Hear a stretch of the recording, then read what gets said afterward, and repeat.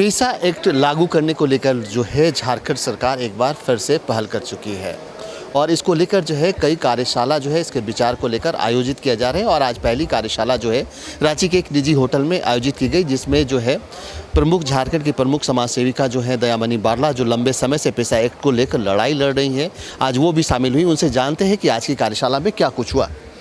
हाँ, सबसे पहले मैं झारखंड सरकार को धन्यवाद देना चाहती हूँ कि पेशा कानून आपका 24 दिसंबर 1996 में वो पार्लियामेंट से पास हो गया और उसके साथ ही राष्ट्रपति, देश का राष्ट्रपति भी साइन किया।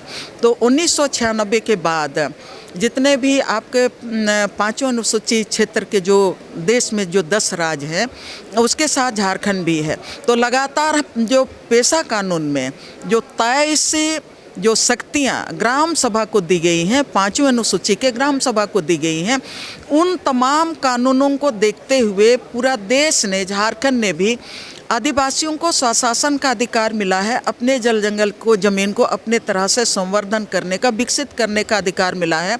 और उसके साथ ही पेशा कानून में जो सबसे बड़ा अधिकार मिला है कि माइनर मिनरल्स और माइनर फॉरेस्ट प्रोड्यूस को विपणन करने का अधिकार दिया है। मतलब गांव को पूरी तरह से आर्थिक रूप से समृद्ध करने का अधिकार मिला है। जब गांव समृद्ध होगा, और उसमें आदिवासी समाज की बात केवल नहीं है, लेकिन पूरे आदिवासी, मूलवासी, दलित जितने भी समुदाय हैं, हर जाति और वर्ग का जो इस समाज है, सबको अधिकार देने का बात वकालत पेशा कानून ने दिया है।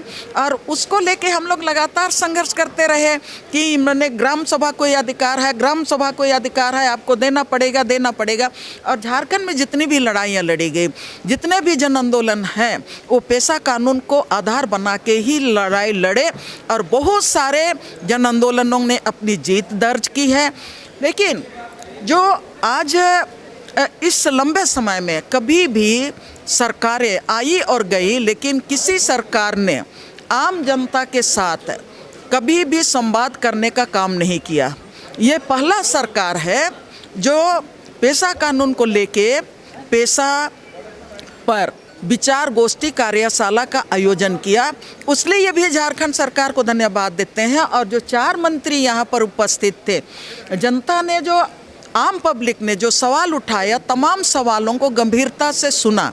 और जो विवाद है पेशा पंचायती कानून 2001 और पेशा कानून को लेके, मंत्रियों ने भी इस बात को लेके स्वीकारा कि JPRA 1 और पेशा कानून में अंतर है। लेकिन एक सवाल है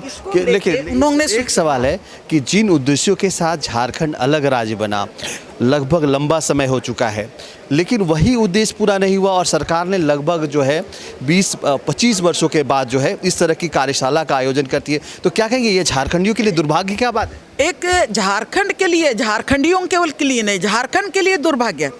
लेकिन मैं धन्यवाद दे रही हूँ कि 15 मई 2025 को अब वह सरकार ने एक पहल किया। और इसके लिए जो पहल किया उसमें जो भी पहल किया उनको भी मैं धन्यवाद देना चाहती हूँ।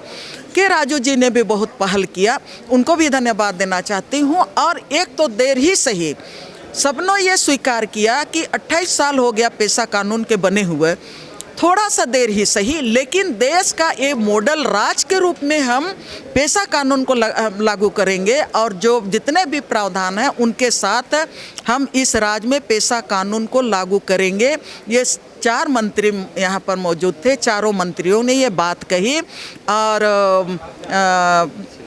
शिल्पी नेहा तिर्की ने भी अपनी बात कही, दीपक बिरुआ जी ने भी अपनी क्या बात कही, रामदास जी ने भी अपनी बात कही। और उसके साथ जो के राजू जी यहाँ पर थे, राष्ट्रीय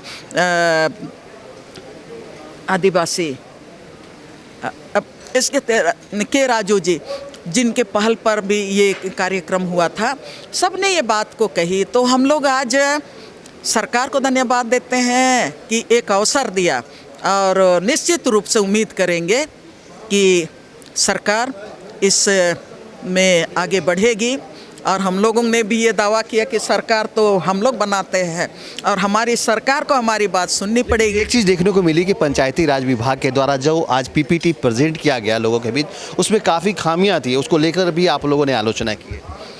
हम लोगों का देखिए सवाल उठाने का, आलोचना करने का मतलब सवाल उठाने का। भारत के संविधान में लोकतंत्र का मतलब यही है कि जहाँ खामियाँ हैं, जहाँ कमजोरियाँ हैं, सरकार के सामने आपको सवाल उठाने का आपको अधिकार है। यही लोकतंत्र है। और लोकतंत्र की बुनियाद के आधार पर ही हम लोग जो भी सवाल किए, हम लोग पंचायती राज विभाग के तमाम अधिकारियों के सामने ही हम लोग रखे और उन्होंने सुना, और सुनने के बाद हम लोगों का बात को भी स्वीकारा मंत्रियों ने। यही तो लोकतंत्र की खूबी है। और भारत लोकतांत्रिक देश है, तो आज ये सामने आप लोग भी देखे, हम लोग ने भी रोष से हम लोगों ने अपनी बात रखी, उन्होंने भी सुना और एक निष्कर्ष के रास्ते में आगे बढ़ रहे हैं। ऐसा एक्ट जो है झारखंड में जो शेड्यूल एरिया में रहते हैं उनके लिए एक बहुत बड़ा कानून है, लेकिन आज की कार्यशाला में जिस तरह से वो पीपीटी प्रेजेंटेशन देकर सरकार की तरफ से कहीं ऐसा नहीं लगता है कि लिपापोती करने का प्रयास किया गया? देखिए, कोई भी सरकार रहती है वो अपना काम करती है और आम जनता है ना, वो अपना काम करती है। सरकार ने जो अपनी बात रखी, हम लोगों ने अपनी बात रखी और हम लोग अपनी बात रखे। तो झारखंड हमेशा से जागरूक राज्य है और झारखंड इतना जागरूक है कि आज मैं ये बात इसलिए कह रही हूँ कि 1700 के दशक से अंग्रेजों के खिलाफ भी इसीलिए लड़ाई लड़ा, जमीन का लड़ाई सिद्धू कान्हू चांद भैरव इसीलिए लड़ाई लड़े कि ये जागरूक राज्य है और यहाँ की जनता जागरूक है। तो सरकार अपने काम किया, हम लोग अपना काम किए।